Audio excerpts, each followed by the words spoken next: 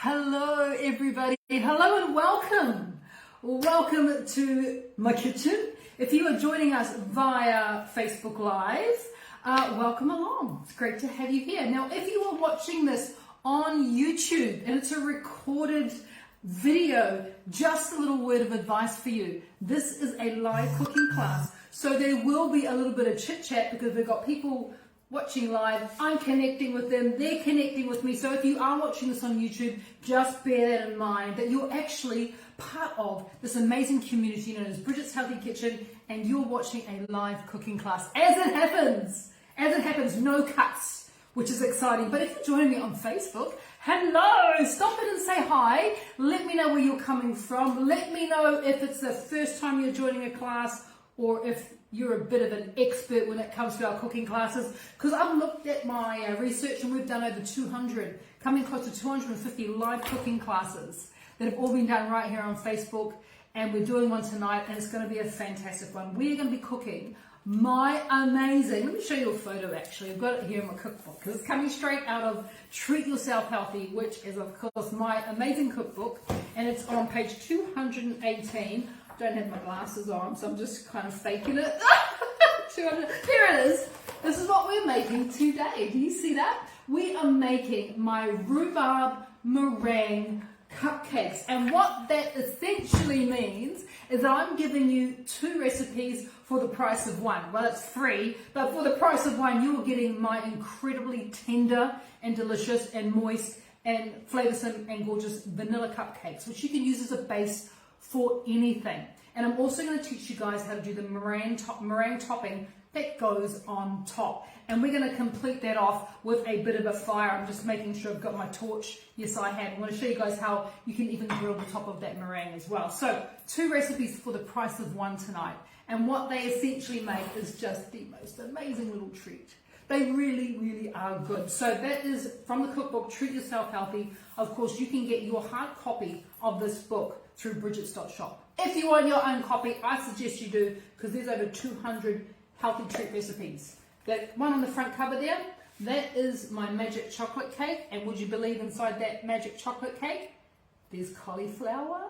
I always try to get fibre into you guys, all right? I'm always trying to get fibre in. That's just one of those ways. So, treat yourself healthy. That's what we're cooking from tonight. Looking at who's stopping in to say hello. We've got Catherine coming in from Victoria.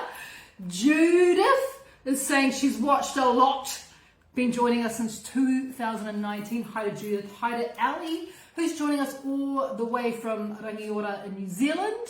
We have Megan as well. And Megan's just saying she needs to purchase the book. Megan, I thought we'd had this conversation.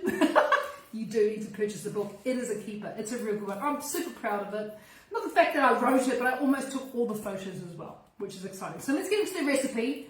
I am yibber-yabbering quite a lot tonight, but we're going to start with the vanilla cupcakes. As I was saying, this is like a base. This is what you use the base for anything, and they're so good, literally you can eat them on their own. So we're going to start off with the liquid ingredients, and the amount of ingredients I'm giving you tonight makes 8 cupcakes, 8 to 10, but I like them to be quite generous in the cupcake holder, well, what do you call it, muffin case thingy. So actually, I make about 8, but if you're real stingy, you can make 10. Okay, let's go. So, liquid ingredients first. We're going to start off with a non-dairy milk, because of course there's no dairy, no gluten, no sugar, and no grain in this recipe. Of course there's none of that stuff. We don't need that stuff, and we can still have a delicious result. So, I'm using coconut milk.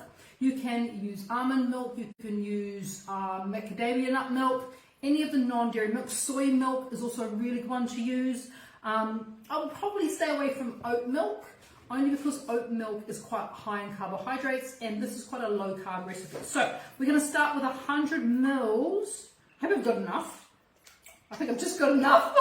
100 mils, I just put a bit too much. 100 mils, which is 3.5 ounces of your non-dairy milk, goes in first. The next thing we're going to do is we're going to add a couple of eggs. So we need 2 large eggs. We're going to go into there. 2 large, ideally free-range organic eggs. The better the eggs, the better result. I mean, eggs, as we know, can be a bit of a minefield. So I'm using really good quality eggs. I'm also going to add in just a couple teaspoons of a really good quality vanilla essence. If you can't find, or vanilla extract, sorry, if you can't find a good quality vanilla extract, have a look for vanilla powder. You can get vanilla powder made straight from vanilla pods, or you can even get your own vanilla pods and then scrape the seeds of one vanilla pod into this mix. But remember, we're making vanilla cupcakes, so you've got to have a bit of vanilla flavor in there. So 2 teaspoons of that goes in there. I'm also going to be adding a little bit of coconut oil. I'm using an extra virgin coconut oil, 2 tablespoons, which I have just melted down. So you don't want it hot, you just want it to be melted. And we're going to add that into that liquid coconut goes in there. You could also add MCT oil into this as well if you don't want to use normal coconut oil and you really want to supercharge these cupcakes. You could use MCT oil, which is amazing. So 2 tablespoons of that goes in there. Look at me, I'm checking my recipe.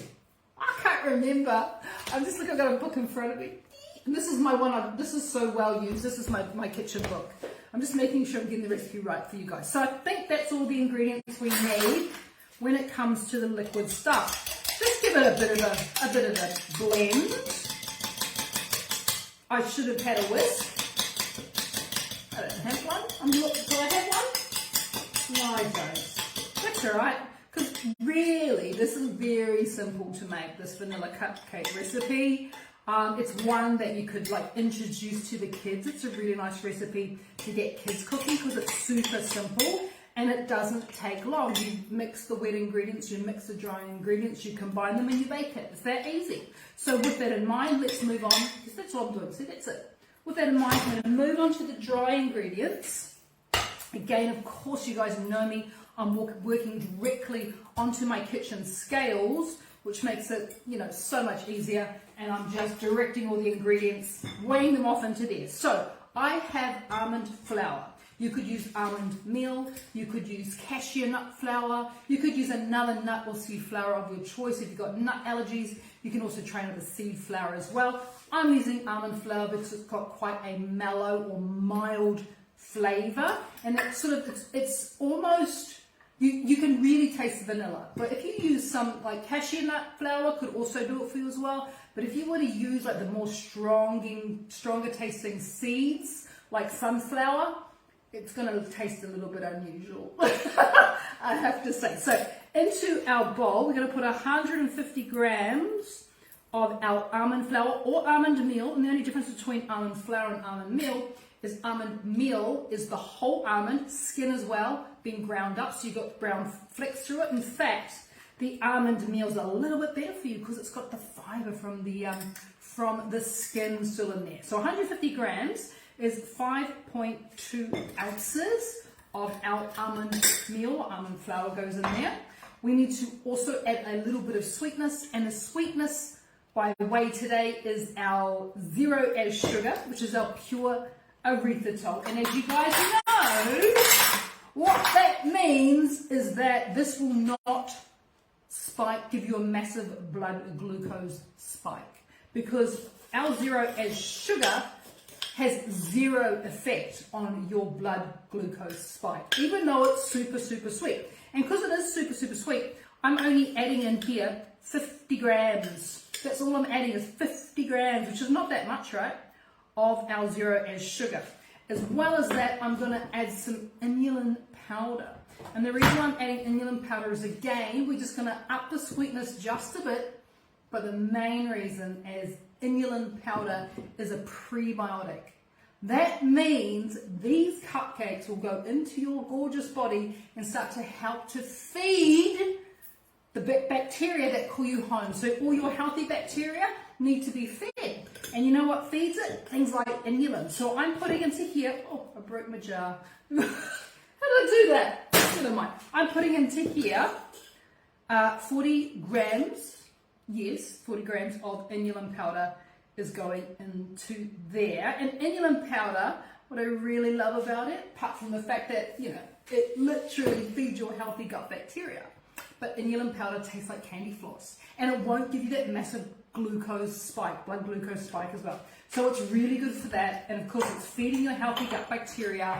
So it's just like this soup. We've just added a superfood to our cupcakes. I mean, who does that, right? It's so cool. So that's in there. Let's also just add just a pinch of salt. Now that we've got the sugar in there, we just use a bit of mineral salt that's going to help to balance out the flavors and also give us that little bit of sodium intake, which we all need. We're going to add some baking powder.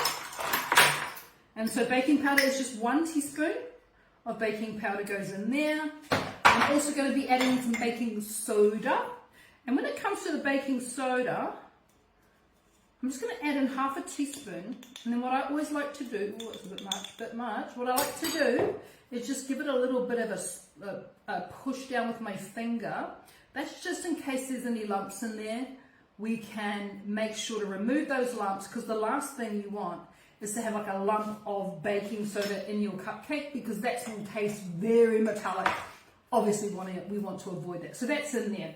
I've got one more little powder here to add, and that is just a little bit of xanthan gum. You could also use gur gum, and that is just going to help to bring everything together and make sure to keep this mixture really, really moist. Now that I've thought about all those ingredients, I forgot one. I forgot one liquid ingredient.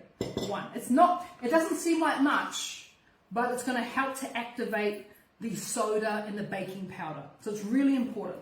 And that's just a little bit of apple cider vinegar, and literally it's half a teaspoon. Well, that was more than half a teaspoon. It's half a teaspoon, unless you pour it freehand, and it's not half, it doesn't matter. Like literally, it'll be fine. It'll be fun. So half a teaspoon apple cider vinegar goes into there, and again, that is responsible for helping to activate the raising agent, the baking soda and the baking powder that we've just put in there as well. So it's really, really important. Alright, so all of our cupcake ingredients, dry ingredients are done. The wet ingredients are done as well. So all we need to do now is to combine the two. So in the same bowl, pour it over.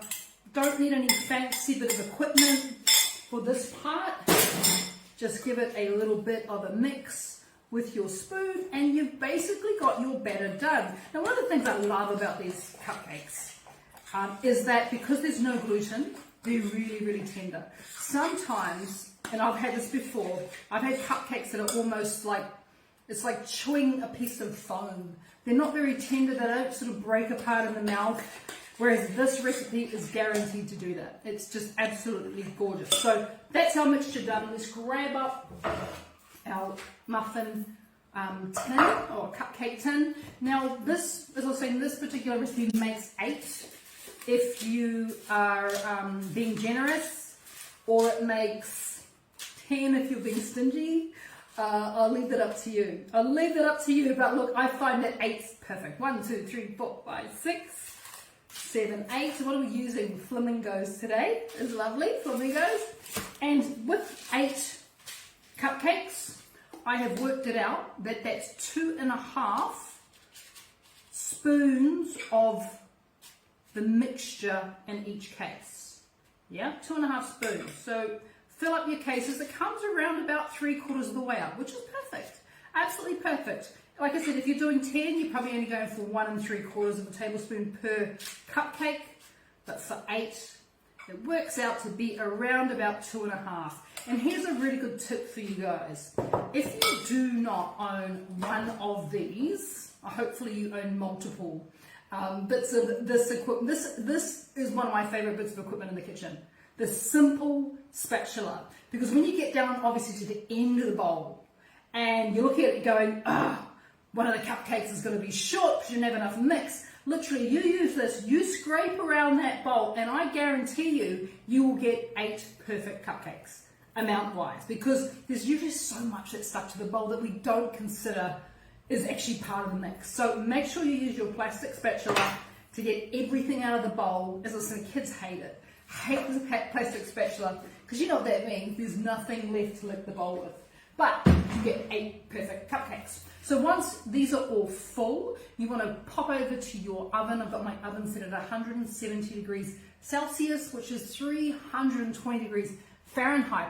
And you're going to leave them in for 20 to 24 minutes. Now, can't give you an exact time on that because every oven is different. You've got to keep an eye on it. What you're looking for is golden on top. And when it's pushed with your finger, it just springs back. If you push your finger on the top and it leaves it indent, leave them in for another minute, leave them in for another minute after that until it actually springs up. And that's going to take anywhere from 20 to 24 minutes depending on your oven. Just remember to bake them in the middle of the oven. Don't put them too close to the top because otherwise they'll burn on top. Because heat rises, you put it right in the middle of the oven and then you get this wonderful circulation of air when you throw your fan on. So put it onto fan bake 170. So 20 to 24 minutes later, let me show you. What do we have? You have these. Aren't they gorgeous? I know. They are just gorgeous. Oh, they smell so good. They smell amazing. And all you do is take them out, obviously, of the tin, throw them onto a wire rack. Oh, there's this gorgeous little wire rack slash cake stand, which I think is absolutely fabulous. And so they will just, off they go to cool down while you complete the rest. And you do need this mixture to be, these cupcakes, so to be cool before you finish off the next part. So that's cupcakes in a nutshell. Done. And I've got a story to tell you about those cupcakes that I will tell you when we're moving on to the next part of the journey. So on the next page, so 217 in the book is the actual vanilla cupcakes. Remember, that's your base. On 218 of the book, I have the recipe ingredients for the meringue as well. So I am using in my little mix today, so putting inside of my cupcakes, this amazing stewed rhubarb. And literally this is a rhubarb, which I love. It is rhubarb stewed with a bit of zero sugar until it's sweet enough. Not too sweet. I like it quite tart. I must admit, I like it quite tart because you get quite a good sweetness from the cupcake, and then of course there's sweetness from the meringue as well. So I prefer to go tart, but you don't have to use rhubarb. You could make your own berry jam by literally, cooking down some frozen berries and then adding a bit of zero sugar to it, a bit of erythritol to sweeten it up, and you've got a lovely jam or raspberry filling that you could make on it, blueberry filling. You could do an apple filling. So any of these low sugar fruits are not going to spike your blood glucose, and they're going to create a lovely tangy filling inside this sweet cupcake, and you're not going to get a blood sugar spike. So I've got my rhubarb, and if you do have the book, Treat Yourself Healthy, there is my recipe for stewed rhubarb in the back of the book, in the foundation part of the back of the book. So I give you that, I give you all my jams, there's my caramel sauces, there's all sorts of sugar-free condiments and things like this in the back, which is amazing. So we're going to be using rhubarb today because I love rhubarb. Rhubarb pickles, rhubarb chutney, and stewed rhubarb is really, really good. Okay, so over here, come over here, I have my egg whites. Now, this is for our topping for our meringue, of course. I have 3 egg whites in there. Of course, you keep the yolks and put it into something else, turn it into something delicious. But I have 3 egg whites. That makes a lot of meringue, by the way. You could probably double the cupcake recipe, and yeah, because that makes a lot of meringue. You can even make some little mini individual meringues and bake them in the oven if you wanted to. So I've got my my 3 egg whites in there. Most important thing when it comes to meringue creation is to make sure that your egg whites are at room temperature. If they are straight from the fridge and cold, you will not get that wonderful rise, fluffy glossiness from the meringue that you want. So that's the main thing, is make sure that your egg whites are nice and cold. So those are sitting there, not cold, room temperature. Make sure they're at room temperature. We're going to just create, or get rid of the dry ingredients that's going to go into our meringue. While I get that ready, this might be a bit noisy, I'm going to turn this machine on and just get the meringue working. Yeah, so I'll talk loud in case you can't hear me. Okay, so the dry ingredients that are going to go into our egg whites to make our meringue, again, really, really simple. So we're going to go back to our pure as inulin, and you want to add 50 grams, which is 1.7 ounces of inulin powder, is going to go into our meringue. So again, prebiotic quality right there, which is really, really good. We're also going to add in some zero add sugar, so our pure erythritol, except this time I'm going to make even more noise And I actually have the erythritol in here because I need to turn it into a fine powder. So I've got it in my little coffee grinder or my spice grinder, and I've got, how much have I got of that in there? So 40 grams, 40 grams of zero sugar is in here. Yeah, and just give it a quick little blend. 40 grams is around about 1.4 ounces. Right, give it a little blend there. And already you can see we have snow. We've created snow. Well, basically we've created powdered erythritol. And the reason it needs to be powdered is because when we mix these sugars into the egg whites, we don't want the egg whites to be grainy. We want them to be really smooth and glossy. And in order for that to happen, these sugars need to dissolve really quickly and easily. And that happens when they're lovely and fine. So that is in there. As well as that, we're just going to add a little bit of cream of tartar. And I think we just need like half a teaspoon of cream of tartar. Is going to go in there as well. Give that a bit of a mix. The cream of tartar helps to keep the egg white firm once we've made it into meringue. So that's all we need to use at this stage. Come back to my machine. I'm going to turn it on faster, otherwise we'll be here all night. And what we want to do, I hope you can hear me.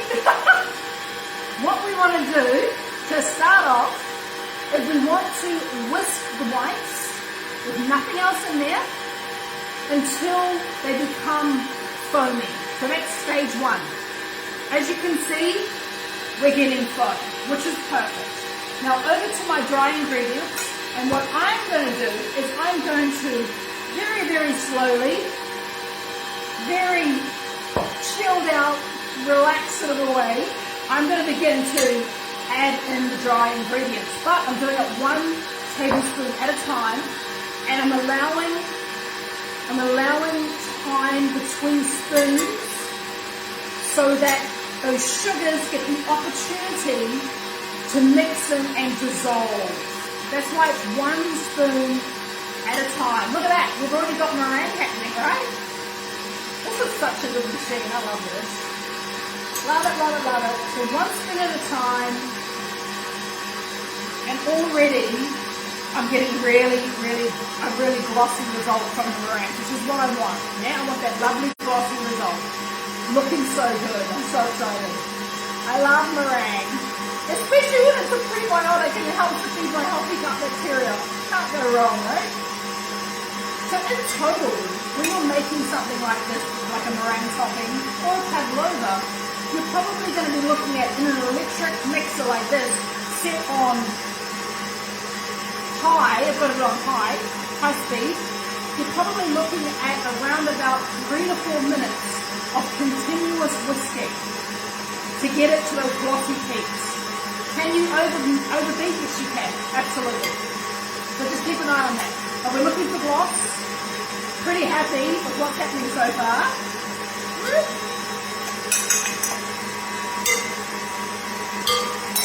Let's turn it up. Have a look. It's looking good. It's looking. I know. I get excited by just the stupidest things like meringue working.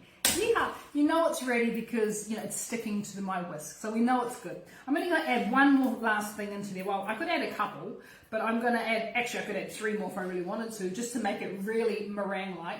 I'm just going to add a pinch of xanthan gum, which again is going to help it to emulsify. As well as that, I'm going to add just a touch, like literally, I'm going to measure this time. Up to last, what does it say? Half a teaspoon. Yeah, I don't want to have vinegary tasting meringue. See, that was way too much. I'm just going to pour half of that in. Half a teaspoon is like 2.5 mils. It's not much. That's it. Right. Put the rest in there. And we're going to put in, if I've got any more left. Oh, I don't. Just pretend I had some more vanilla extract left, because that would go in there as well, around about half a teaspoon as well. And then we just put that back down again. Give it a quick mix.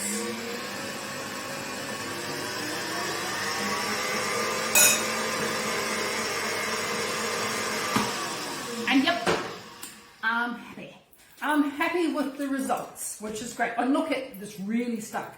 into the whisk now, hasn't it? So we know it's good to go. I'll just take this off. Ooh, ooh, oh,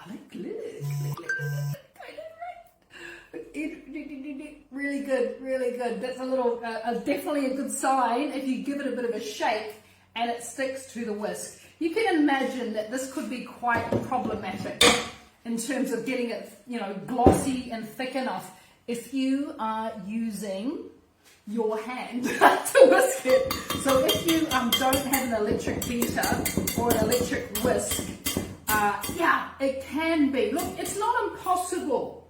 It's definitely not impossible. I've seen it done. I've done it myself on occasion. There was one time when I used to do cooking classes on cruise ships, which is a lot more glamorous sounding than it actually is. So I would be up at, you know, on a Saturday morning at like 8 o'clock getting ready for a cooking class in the main room, like the main theatre room in these huge big cruise ships. And you'd get it wasn't a Bridget Healthy Kitchen, it was just a Bridget cooking class. And one time I would normally take my little handheld whisk on board the ship with me, and I left it at home. And the kitchen only had one, like the big, you know, kitchen commercial one for like 2,000 people. It was humongous, it was like bigger than me. So I couldn't use that. So I had to make pavlova by hand, and it did not go well. It went well. I had actually got people up from the audience to help me to whisk, because there was no way I was going to do it myself. But even after that, it didn't go. It didn't look great. You know, I faked it till I made it, but it did not look great. So anyway, we have now got this wonderful meringue, which is great. Thank you, meringue. Let's now put it into a piping bag. You don't have to use a piping bag, but piping bags are fun. So why wouldn't you? Piping bags means you get to pipe. But you could literally take a spoon and, like, you know, dollop it on, and it would still look absolutely fine. Absolutely fine. But if you do have a piping bag with a nozzle, I'm using a plain nozzle. You could use a star nozzle, you know, whatever you want to use. I'll just leave it up to you. But like I said, if you let me show you what a dollop looks like, and it's still going to look absolutely great. So you could do something like this. Where's my spoons? I just need a spoon. Here's one. You could literally, why not, right? Oh, get off. It's so good. Look. No, go with the spoon. Hey, get out. You could do that, right? You could do a couple of those and it'll look fantastic. It would. It would look gorgeous. But we're going to do this because we're fancy today. And I like piping bags. No, I honestly do like piping bags. I never used to like piping. I used to think it was a mug's game. Like, gosh, you know, I don't have time for this piping business. But, you know, now that I do have time for this piping business, it's some of the most fun things I do in the day, is to pipe stuff. So I will pipe everything. So push that down, just like that. Oh, we've got a little bit of excess. Now we've got, I can't lick it. Can't do it. Not that I don't want to. I'll tell you why in a second. All right, so here we go. I'm just going to give my finger a bit of a clean. So once you have the mixture in the piping bag, it is up to you to do the piping. So I keep it, even though, you know, I love piping, I do like to keep it really simple and just do the swirly thing like that. I like to do the snow peak. And yes, piping is a technique, and it does take practice. And the main thing I can say when you are piping is take your time, and you want to exert even pressure from the top of the bag. So that's, I'm not pushing down here, I'm just pushing at the top of the bag, but I'm exerting a very even pressure throughout to make sure that I'm getting a nice even sort of a pipe, as you can see. We'll do one more, and then I'll show you guys how we glaze them. So when it comes to these egg whites, it's worthwhile noting here that you can glaze them in the oven, under the grill or under the broiler. You can glaze them there, but if you do that, turn it on to medium, your grill, your top top heat I'm talking about there. Turn it on to medium and just make sure you do not walk away, because they do not take long to start to glaze up and to brown, and they will burn quite quickly. You'll be quite surprised how quickly they'll burn. So just make sure that if you are using your oven, I know what I forgot to do. do the rhubarb part. I'll do that this time. Yeah, if you are using your oven, just be careful. Yeah, be careful that you don't leave them in there too long once they're at that stage. Now, if you would like to make it into a meringue cupcake, take a teaspoon and remove about that much from the cupcake. Don't have to remove too much. And then, I don't know if you guys can see that, I've got my rhubarb here. I was just so busy making vanilla meringue. I'm like, let's go! And I was like, something's missing. Something's not right with this picture. Now it's right. So I usually add about 1.5 to 2 teaspoons of whatever the fruity filling is that you're doing. Yes, lemon curd. I've got an amazing recipe for lemon curd in the book.